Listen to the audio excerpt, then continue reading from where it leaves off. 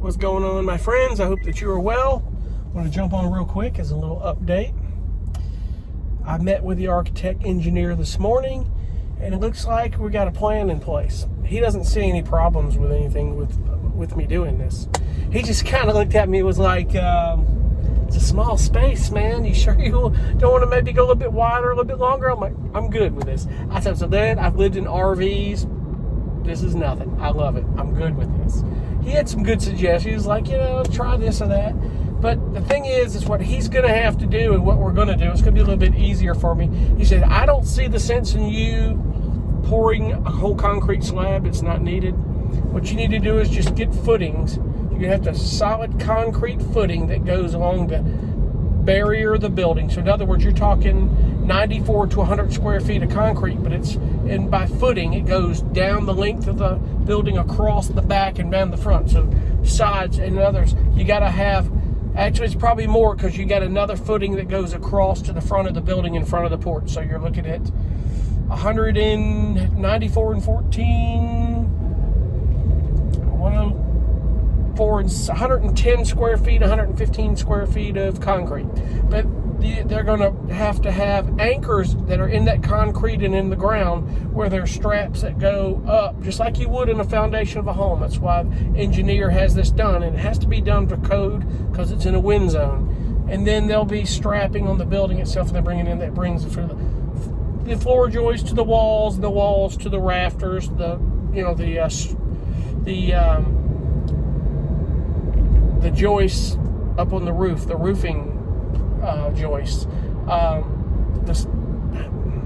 you know what I'm saying, the rafters, but for the roof. So all that stuff is just because of the wind zone. What I can't seem to figure out is, if you've ever been on these forums, these people talk about it, watch these YouTube videos, these people converting these shed to homes, these small houses where they're doing it for,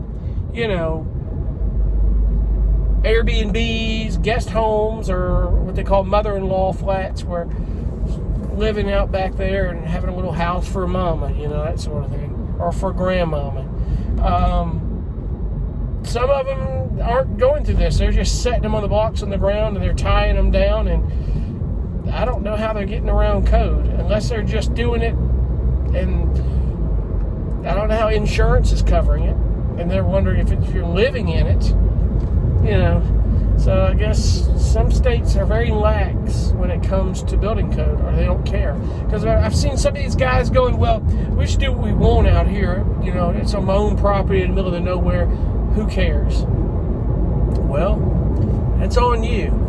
I still can't figure out how they're getting around that. But where I'm at, it doesn't work that way. Excuse me, my phone is, I'm driving down the road and my phone, sorry about my hand there, is going crazy.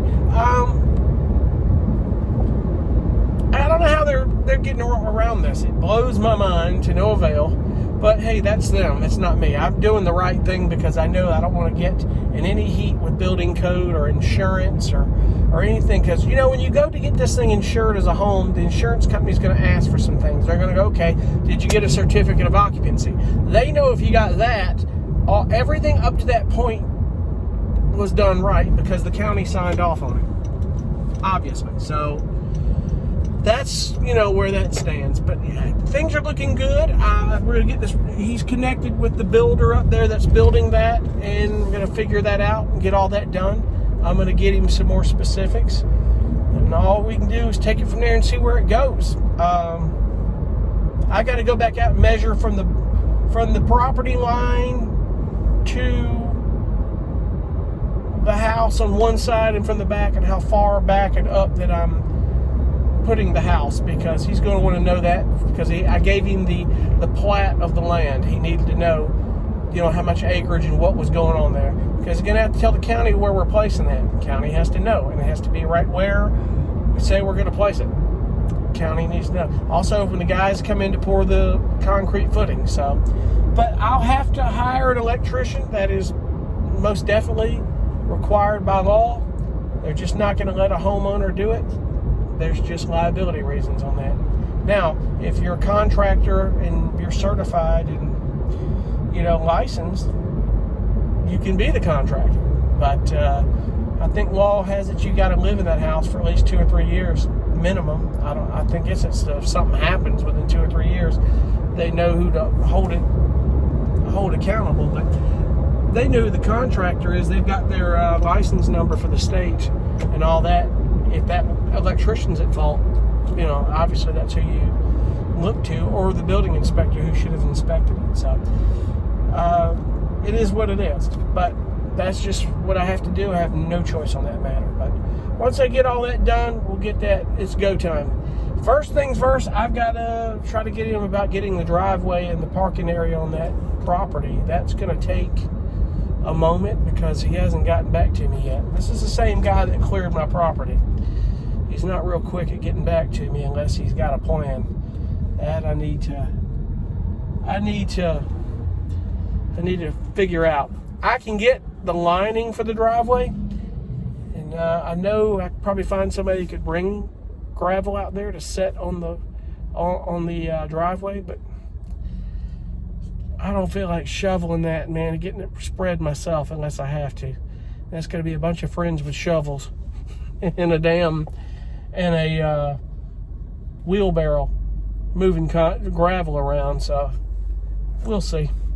Either way, it's going to get done, so one step at a time, we're going to figure it out. But that's where I'm at with that. Let's hope this works. Fingers crossed we can get there. But the guy, that engineer, he's only charging me $750 to do these plans. I thought it would be a lot more than that. I thought that's very cool. Maybe it's because Lucas referred me, and I appreciate Lucas for that. I really do. That's the guy who cleared my property. He referred me to this guy. And this guy is legit. He's an engineer. He's done commercial buildings. I know some of the work that he's done, so that's good to know. He is. So no worries on that one. So anyway, I appreciate you for watching, and I will keep you updated as this goes along. And any suggestions you have in the comments, I'm always open for it. Believe it, I'm always open for that. I appreciate it. Or anything for that matter. Questions or anything I can answer. So other than that, we'll see you on the next one. Be cool. Thanks. Bye.